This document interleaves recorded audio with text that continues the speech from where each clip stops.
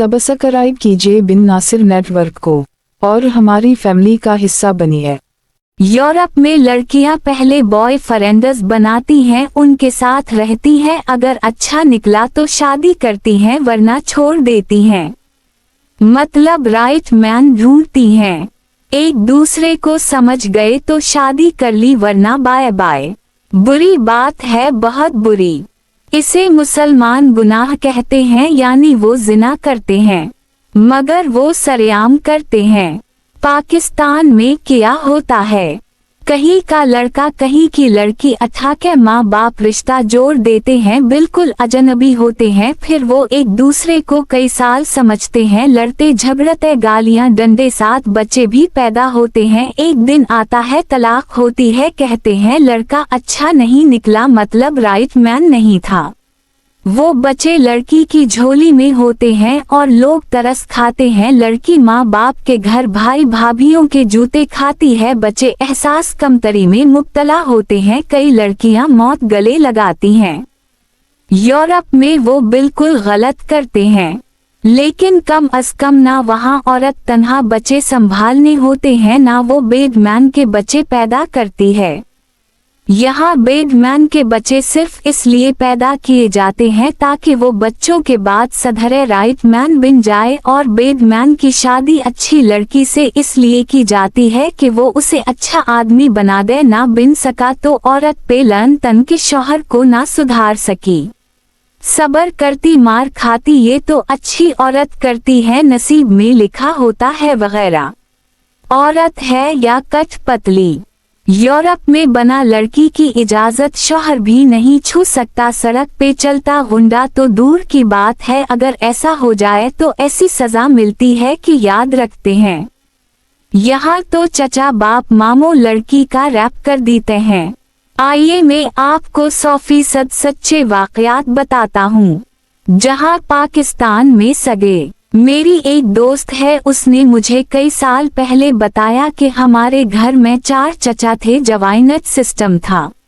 इसके अलावा इसके अब्बा के दोस्त भी आते थे बैठक में, जहां उसे पानी देकर भेज दिया जाता।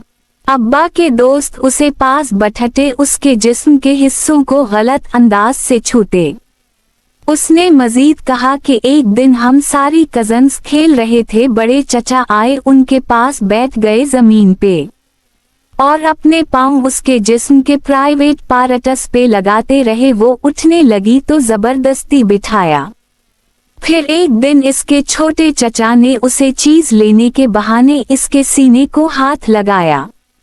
दरमियान वाले चचा के साथ कमरे में टेलीविजन देख रही थी, तब इसके चचा ने उसे कहा मेरा सर दबाओ। जब वो दबाने लगी इसकी रान पे हाथ फेरने लगा।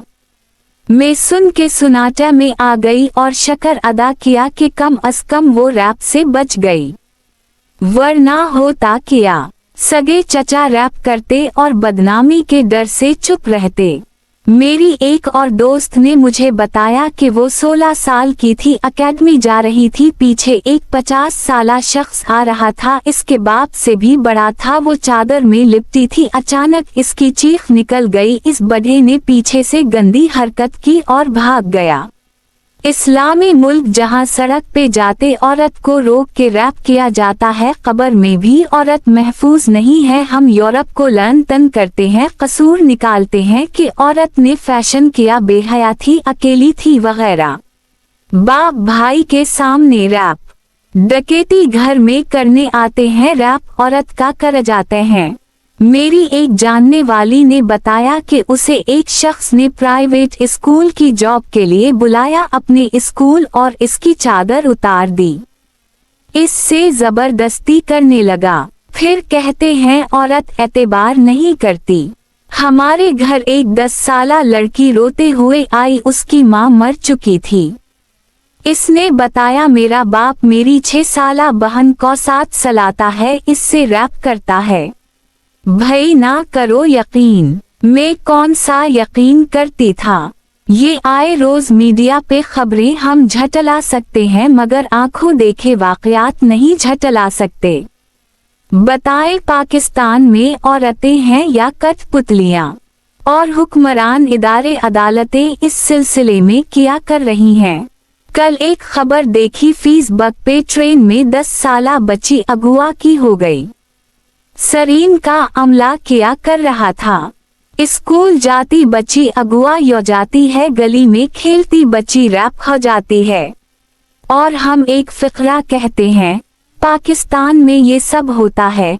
मुजरिम सुकून से सोते हैं क्योंकि वो जानते हैं सजा नहीं मिलेगी, क्योंकि यहाँ रिश्वत चलती है और सब समझौता कर चुके हैं कि ये सब होगा।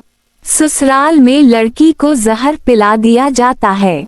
मुझे एक लड़की ने बताया कि इसके ताया की बेटी की तलाक हो गई, 7 बच्ची आई। बच्ची बचपन से मामू के साथ सोती थी जब वो 2 साल की थी। इसे बाप की तरह समझती थी, इससे अटैच थी। बच्ची 9 साल की हुई, उसी मामू ने रैप कर दी, घर अजुड़ी बैठी बहन को बर्बाद कर दी, इसकी मासूम बच्ची को बर्बाद कर दी। यूरोप में क्या ये सब हो रहा है? क्या वहाँ राह चलती औरत को सड़क पे रैप करते हैं, वीडियो बनाते हैं? कमेंट में अपनी राय से जरूर आगाह करें।